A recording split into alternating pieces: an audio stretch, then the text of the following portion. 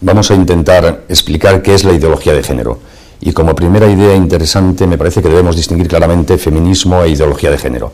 El feminismo es un movimiento histórico con sus aciertos y sus errores, sus estrategias con fines positivos y en ocasiones negativos, que pretendía algo que en principio es justo, que es lograr la igualdad de la mujer con el varón en la vida social, superando tantos prejuicios históricos que habían llevado a excluir a la mujer de la cultura, de la vida profesional, económica, etc.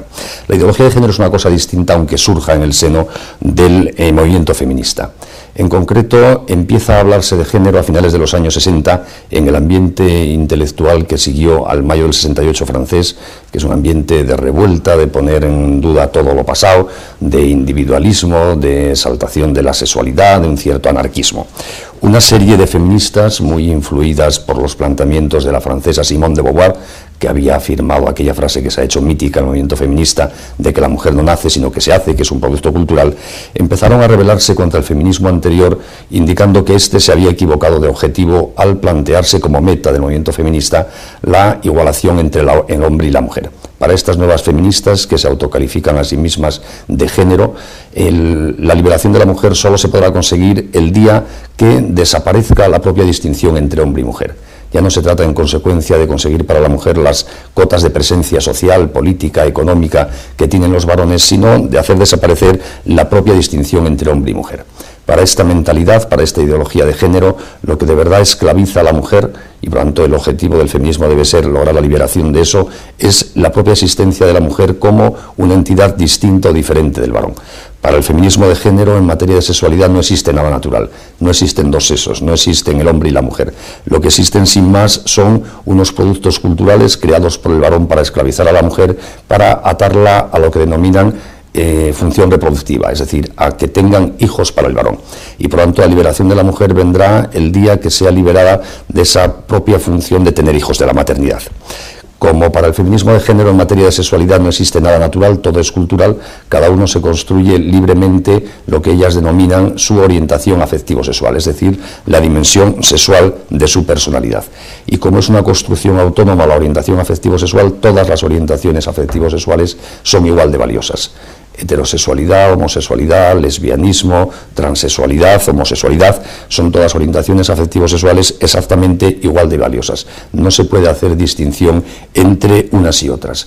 Y cualquier persona que afirme que una orientación afectivo-sexual es más valiosa que otra cualquiera, y cualquiera que afirme que una orientación afectivo-sexual es mala, se convierte en un homófobo, que es el término inventado por la ideología de género para descalificar y limitar la libertad de expresión de todas aquellas personas que no opinamos con las categorías de género. Por este rechazo a lo específico de la feminidad y a la distinción entre hombre y mujer, toda la ideología de género está muy transida de verdadera fobia a la maternidad. La liberación de la maternidad es el objetivo último de la liberación de la mujer y por lo tanto también está profundamente transido de verdadera fobia al matrimonio, que según esa forma de ver las cosas sería la institución que hemos inventado los varones para esclavizar a la mujer a su condición femenina al servicio de esa función reproductiva para darnos hijos. Estos son los planteamientos de Simone de Beauvoir en Francia, de algunas de las primeras feministas que más han influido en la concepción de género, como Sulami Firestone o Alison Jagger o Germaine Greer, y de una forma muy radical son los planteamientos de una de las feministas más de moda hoy día en el mundo norteamericano y también en España, que es Judith Butler. Por ejemplo, esta última que he citado, Judith Butler, dice lo siguiente sobre la condición femenina y el fin del feminismo, y les leo literalmente, aunque leer a feministas de género a veces es un poco arduo porque cambian el significado habitual de las palabras. Comprender el género, nos dice Judith Butler, como una categoría histórica es aceptar que el género, entendido como una forma cultural de configurar el cuerpo, está abierto a su continua reforma y que la anatomía y el sexo no existen sin un marco cultural. Términos tales como masculino y femenino son notoriamente intercambiables. Los términos para designar el género nunca se establecen de una vez por todas, sino que están siempre en el proceso de estar siendo rehechos. Por lo tanto, ni hay masculino ni hay femenino, sino que estamos ante un producto cultural que va cambiando continuamente. Otra frase de esta última feminista que he citado, Judith Butler, es aquella repetida tantas veces de que se puede ser mujer con un cuerpo de hombre o con un cuerpo femenino, y se puede ser hombre con un cuerpo de mujer o con un cuerpo masculino. Es indiferente porque cada uno se construye su orientación afectivo-sexual sin que haya ninguna base natural ni ética previa. ¿Qué pretende el feminismo de género? Pues fundamentalmente acabar en todos los órdenes de la vida, en el lenguaje, en la moral, en el derecho, con la distinción entre hombre y mujer. Ya no hay hombres y mujeres, hay, sin más, géneros, orientaciones afectivos sexuales que uno va creando libremente cuando le apetece y que puede incluso ir cambiando a lo largo de su vida. Y para acabar con la diferencia entre hombre y mujer, el objetivo expreso del feminismo de género es acabar también con el matrimonio y la familia. ¿Por qué no puede haber un matrimonio como institución específica para la unión entre el hombre y la mujer? Porque no existen el hombre y la mujer. Y por eso el matrimonio debe pasar a ser una institución para la unión de cualesquiera dos adultos, sea cual sea la orientación afectivo-sexual de estos. Ya no hay diferencia, puede ser la unión de un hombre con una mujer, de dos hombres o dos mujeres. Este es el significado, por ejemplo, de la reciente reforma hecha en España en materia de matrimonio, que, como es conocido, ha suprimido el matrimonio al equipararlo a las uniones de personas del mismo sexo, por la razón que he dicho. Como ya no hay hombre y ya no hay mujer, es indiferente para el matrimonio cuál sea la orientación afectivo-sexual de los cónyuges.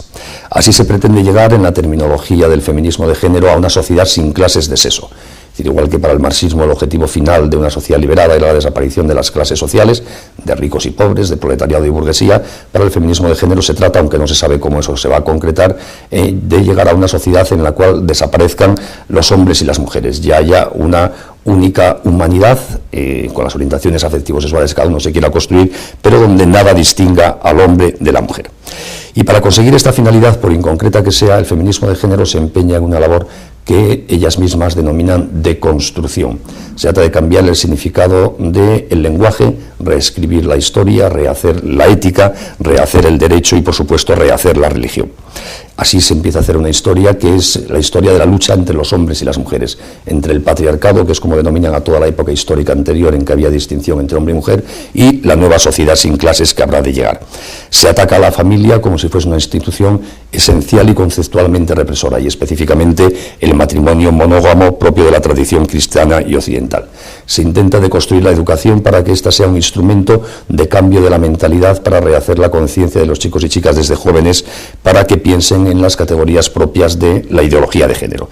Se pretende reconstruir el lenguaje, cambiar el significado de las palabras. Antes me he referido al cambio del término matrimonio para que deje de hacer alusión a la unión entre el hombre y la mujer. Luego comentaré algunas otras de las palabras propias o típicas más repetidas de la ideología de género. E incluso se intenta reconstruir la religión. Se han hecho ediciones de la Biblia inspiradas por estas ideas de género, donde a Dios no se refiere con términos que indiquen ni masculino ni femenino, sino siempre neutro, para evitar la sensación de que Dios pueda ser masculino únicamente por la forma de hablar histórica de los hombres. ¿Cuál es el final al que se aspira desde el punto de vista de la agenda política de la ideología de género? La verdad es que no se sabe. Igual que con el marxismo, cuál era la teórica sociedad sin clases final que resultaría de la revolución proletaria, nunca se definió con rasgos concretos. El feminismo tampoco define con rasgos concretos cuál es el modelo de social que quiere llegar. Únicamente intenta atacar todas estas realidades tan positivas que el feminismo de género considera malas, para llegar a una teórica sociedad sin clases, sin hombres y mujeres, que no se sabe muy bien en qué consisten. Les leo, por ejemplo, una definición de esa futura sociedad sin clases de sexo, sin hombres y mujeres, que hace una de las feministas de género de la primera jornada, Alison Jagger. Dice lo siguiente: el final de la familia biológica eliminará también la necesidad de la represión sexual. La homosexualidad masculina, el lesbianismo y las relaciones sexuales extramaritales ya no se verán en la forma liberal como opciones alternas fuera del alcance de la regulación estatal. En vez de esto, hasta las categorías de homosexualidad y heterosexualidad serán abandonadas. La misma institución de las relaciones sexuales, en que hombre y mujer desempeñan un rol bien definido, desaparecerá. La humanidad podrá por fin revertir a su sexualidad polimorfamente perversa natural. No se sabe muy bien lo que es esto, pero lo que está claro es que ya no hay ni categorías morales, ni físicas, ni éticas. Cada uno se irá construyendo, no se sabe muy bien qué, para que todos seamos supuestamente felices en ese teórico paraíso que algún día llegará. Quizá la mejor valoración cultural de qué significa hoy día, en los finales del siglo XX y comienzos del siglo XXI, la ideología de género, la ha hecho, por lo menos en lo que yo he podido leer hasta ahora, el cardenal Ratzinger, cuando todavía no había sido designado Papa Juan Pablo II. En la Sal de la Tierra, inicialmente, y luego en una conferencia que dio pocos minutos después, en una conferencia que dio poco tiempo antes de ser designado Papa, me he equivocado, he dicho Juan Pablo II, efectivamente no es el Papa Juan Pablo II, sino Benedicto. Pues Ratzinger dio la siguiente definición de la ideología de género. Dijo: la ideología de género es la última rebelión de la criatura contra su condición de tal. la última rebelión de la criatura contra su condición de criatura.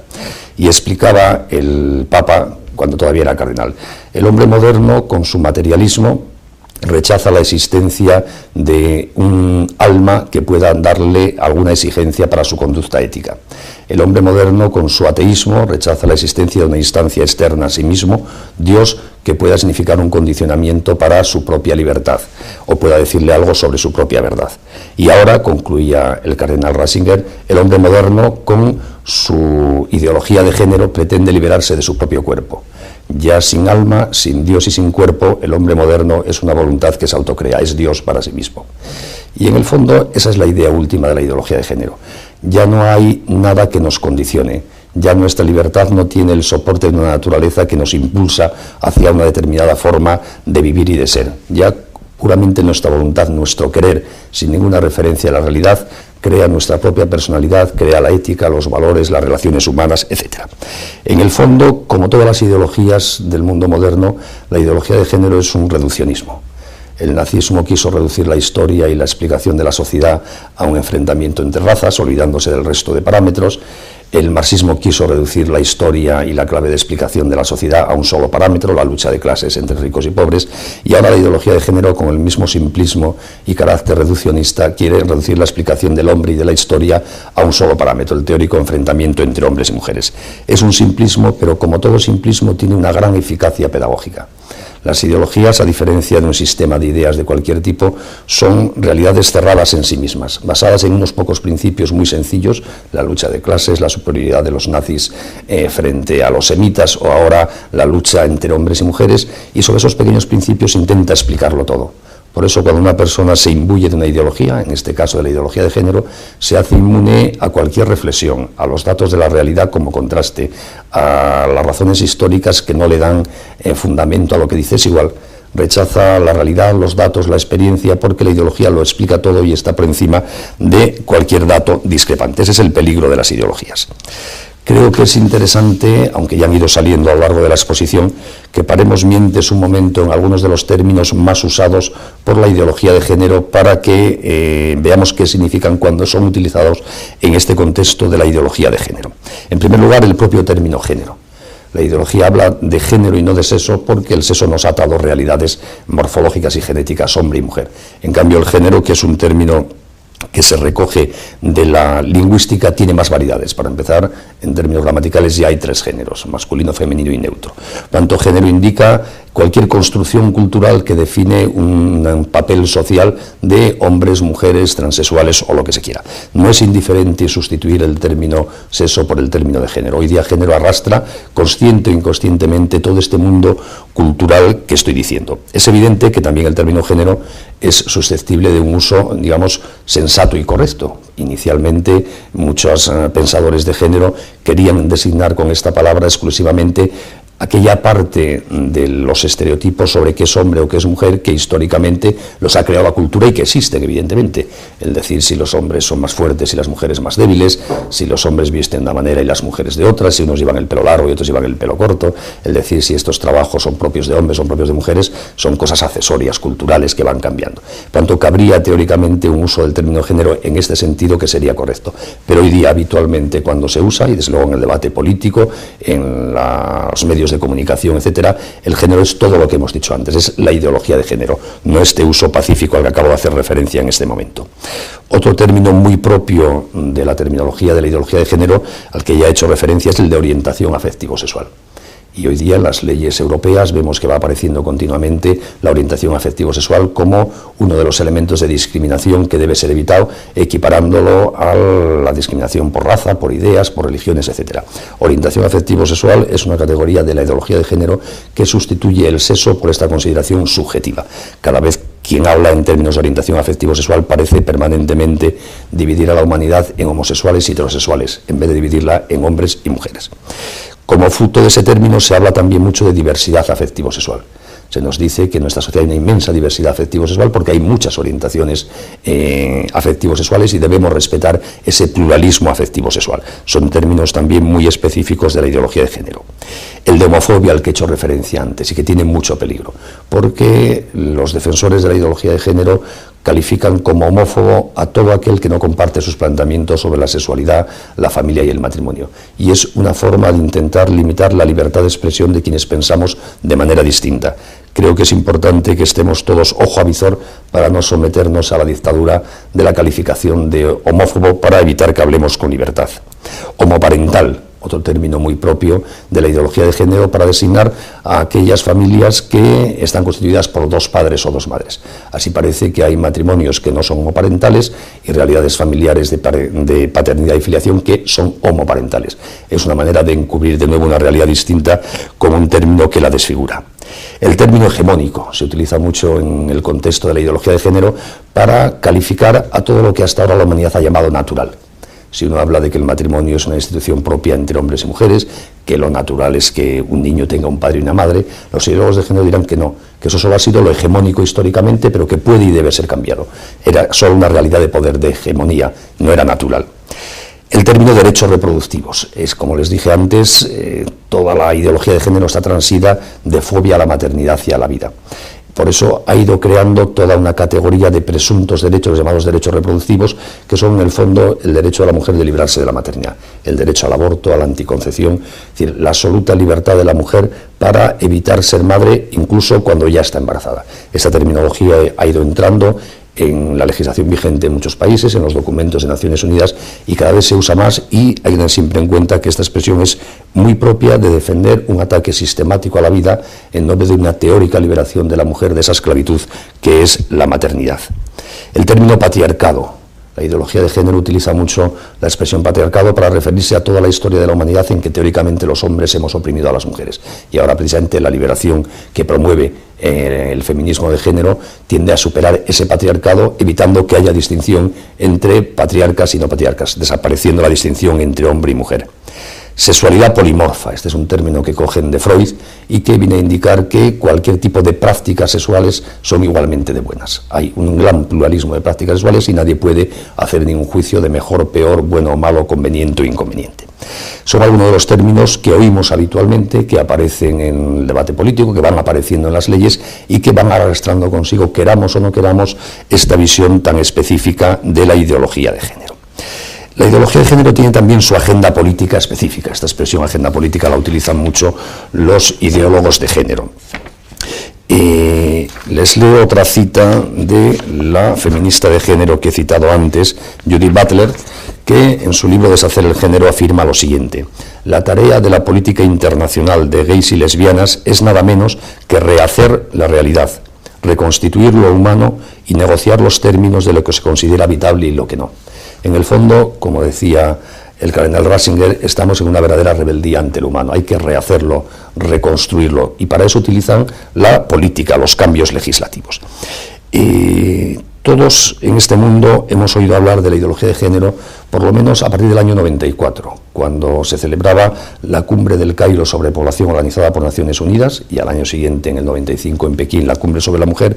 El Papa Juan Pablo II muy activamente movilizó a los cristianos de todo el mundo e intentó convencer a muchos estados para evitar que en los documentos oficiales de Naciones Unidas aprobados en esas cumbres apareciese la terminología específica de la ideología de género. Allí se empezó a hablar en documentos oficiales de Naciones Unidas de derechos reproductivos, de género, de homoparentalidad, de orientación afectivo-sexual, de diversidad afectivo-sexual. Y el Papa Juan Pablo II, que era muy consciente de toda la carga cultural e ideológica que estaba detrás, intentó, repito, movilizar a la conciencia de la gente de bien para evitar que entrase en la doctrina oficial de Naciones Unidas este planteamiento. Lo consiguió solo en parte. Y luego, a partir de ese momento, del año 95, en nuevos documentos de Naciones Unidas, la presencia de los planteamientos y la terminología de la ideología de género ha ido a más, hasta la última cumbre del milenio y la recientemente celebrada cumbre Milenio +5, donde la presencia de los términos y los planteamientos de género está absolutamente presente. Esa es una de las fuentes de difusión de ideología de género, la doctrina de Naciones Unidas hoy día más importante. Y también unida muchas veces a un cierto ecologismo. El ecologismo, como le pasa al feminismo, tiene mucho de bueno, de científico y de sano, pero hay un cierto ecologismo hoy día antihumanista, que pretende transmitir el mensaje de que para salvar este planeta el peligro es el hombre, que es el gran depredador. Y al final se convierte, repito, más que un ecologismo, en un antihumanismo. Ese ecologismo de ciertos planteamientos de Naciones Unidas negativo para el hombre va también muy unido al feminismo, en concreto en las políticas de población que desarrolla Naciones Unidas. Naciones Unidas, a través del Fondo para la Población y de la Organización Mundial de la Salud y de la UNESCO, está desde hace muchos años promoviendo el control de la población en el tercer mundo. Y hoy día, desde esas agencias de Naciones Unidas, se utiliza también la ideología de género como medio o instrumento para extender el control de la población. Al final, efectivamente, si hay fobia a la maternidad, si hay fobia al matrimonio, si hay una extensión de la homosexualidad, obviamente habrá menos niños. Y por eso hay muchas agencias de Naciones Unidas que están utilizando la ideología de género prácticamente como un método anticonceptivo más. De un documento del citado Fondo para la Población es, por ejemplo, la siguiente frase: para ser efectivos en el largo plazo, los programas de planificación familiar deben buscar no solo reducir la fertilidad dentro de los roles de género existentes, sino más bien cambiar los roles de género a fin de reducir la fertilidad. Creo que es una expresión muy clara en la terminología de género de esto que acabo de decir. Si desaparece la distinción entre hombre y mujer, si tenemos miedo a la maternidad, efectivamente la fertilidad se reducirá. Y por eso la extensión de la ideología de género va también muy unida, especialmente en los países que reciben ayudas de las agencias de Naciones Unidas, a una promoción cada vez más expresa de la ideología de género.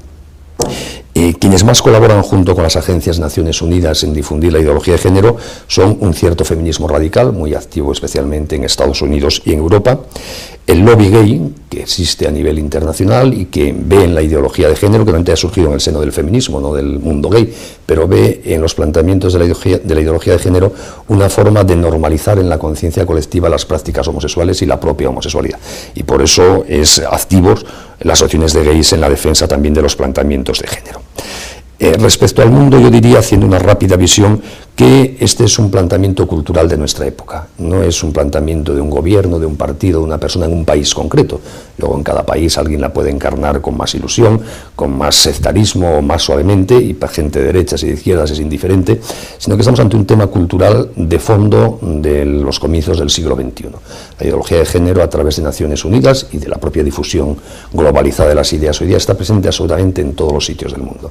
Nadie puede creer, porque sería un error, que es algo muy específico de un país concreto, de un gobierno, de un partido. ¿Cuál es el panorama de la difusión de la ideología de género? Siendo muy rápido y sintético y, por lo tanto, con una simplificación. Yo diría que en Estados Unidos se está superando bastante. Fue quizá el primer país, después de un cierto origen francés, donde adquirió cuerpo, doctrina, gran presencia en la universidad, y yo tengo la sensación de que cada vez se va superando más y dejándose de lado. En Europa está especialmente activo el feminismo de género, y de manera muy singular en algunos países, como pueden ser en España, en Francia, en Italia. Y se está extendiendo muy fuertemente en toda la América Latina. La profunda acción de asociaciones procedentes de Estados Unidos en todos los países de la América Latina está difundiendo la ideología de género, la cultura de los derechos reproductivos, la extensión del aborto, con un debate cultural y político en estos momentos muy en el día a día. ¿Qué podemos hacer quienes creemos que la ideología de género es una forma muy triste de entender a la persona y que ayuda muy poco a que podamos ser felices y buenas personas? En primer lugar, yo creo que estar informados, saber de qué va esto. Porque si no, podemos oír hablar de género, de orientación afectivo-sexual, de una ley que reforma el matrimonio, de otra que regula la transexualidad, y perder de vista que responde a unos planteamientos ideológicos muy concretos. Están informados. Y estando informados se entiende mucho mejor cómo hacer juicios frente a las cosas negativas, considerándolas como negativas. Por poner un ejemplo, en España estos últimos años hemos visto algunas reformas legales que están claramente inspiradas en la ideología de género, y que si no las vemos como tal podemos creer que son cosas secundarias.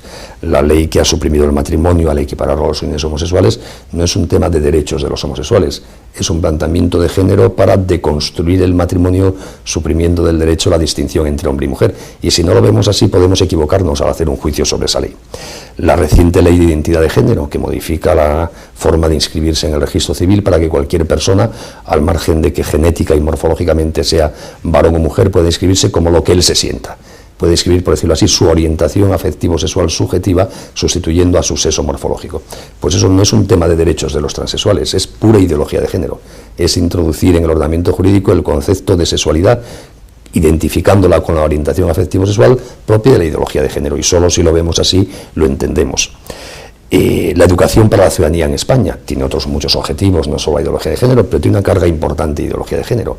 En el temario de la asignatura aparece evitar los prejuicios homofóbicos, evitar las discriminaciones por orientación afectivo-sexual, valorar el pluralismo de la diversidad afectivo-sexual, el término género reiteradamente. Bueno, pues cuando uno lo ve, tiene que darse cuenta de lo que supone esa terminología con esta carga que lleva detrás, que aunque no sea el tema fundamental de educación para la ciudadanía, también ahí está presente y nos ayuda a hacernos un juicio sobre el significado y trascendencia de esa asignatura. La propia Conferencia Episcopal Española, los obispos, nos han advertido en los últimos años de la importancia de este fenómeno y han animado a los católicos a ser conscientes y a hacer lo que puedan para reivindicar una visión positiva de la sexualidad del matrimonio. En su documento del año 2001, La familia, santuario de la vida y esperanza de la sociedad, nos advertían expresamente en un análisis muy lúcido de la situación del matrimonio en España, de los peligros que suponían, y se le dedica un capítulo entero a partir del número 33, un concepto ideológico de género. Y en ese documento estupendo del año 2006, de noviembre, que son las orientaciones morales ante la situación actual de España, colocan la difusión de la ideología de género en el número 18, al lado de la reforma del matrimonio, del divorcio, del derecho al aborto, etcétera, como uno de los temas graves que deben preocupar a cualquier conciencia despierta en España. Por lo tanto, nos están animando a tener muy en cuenta esta óptica de la ideología de género para actuar.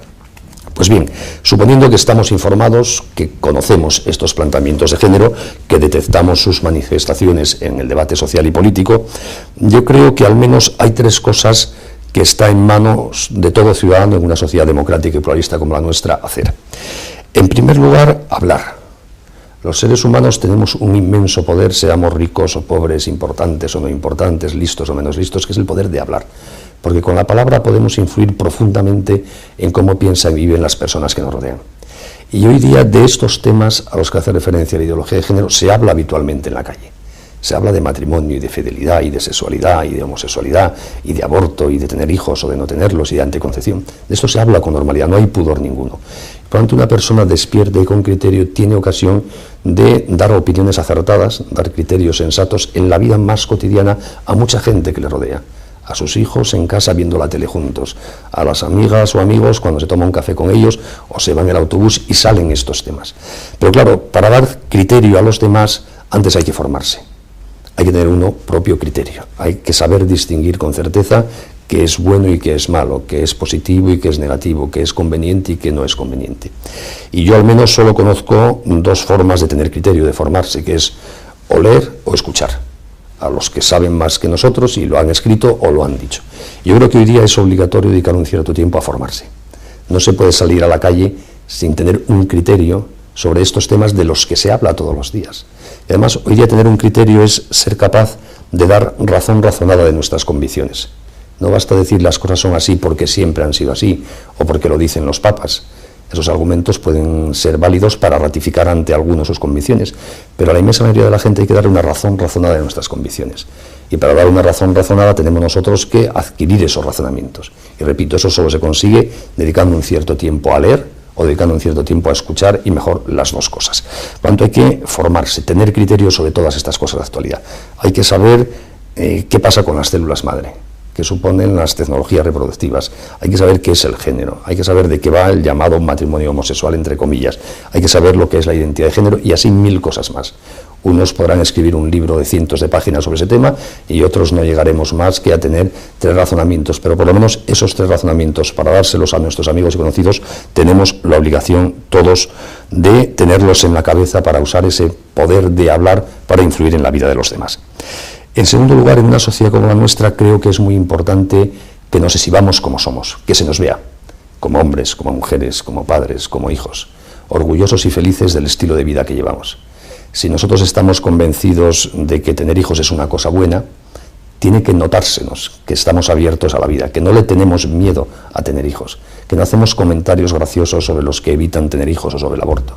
Si estamos convencidos de que el matrimonio merece la pena y para toda la vida, no podemos comentar con gracia los divorcios de los famosos como salen en los programas de rosas de la tele. No es responsable. Tiene que vérsenos coherentes con lo que somos. y a los hombres y mujeres casados de vérsenos juntos y felices por la calle, y a los padres de vérsenos con sus hijos, porque eso en nuestra época es muy importante, el ejemplo. Quizá nuestra época no solo necesita maestros, sino que necesita también gente normal, testigos, que se manifiesten cómo se puede ser feliz con criterios sensatos sobre qué es el hombre y las dimensiones básicas de nuestra vida, como son las que se implican en la sexualidad y en la familia. Y en tercer lugar, en una sociedad pluralista como la nuestra, todos podemos ser más eficaces si nos asociamos. En sociedades libres uno solo puede hacer pocas cosas, dos juntos pueden hacer algo más, tres juntos mucho más. Hay 1001 asociaciones familiares donde cada uno podemos echar una mano según nuestras aficiones, nuestros gustos, nuestras posibilidades. Pero yo creo que hay una cierta obligación también de poner en común esfuerzos para tener más eficacia en la defensa de la familia en nuestra sociedad. Quizá históricamente las familias no han tenido una presencia activa en la sociedad porque la familia se daba por supuesto, nadie la discutía. Se viviría mejor o peor como conducta personal, pero nadie discutía la bondad del matrimonio y su naturaleza de unión entre hombre y mujer. Y nadie discutía que el traer hijos al mundo es la finalidad primordial de la unión matrimonial y natural que deriva del quererse un hombre y una mujer, etcétera, etcétera.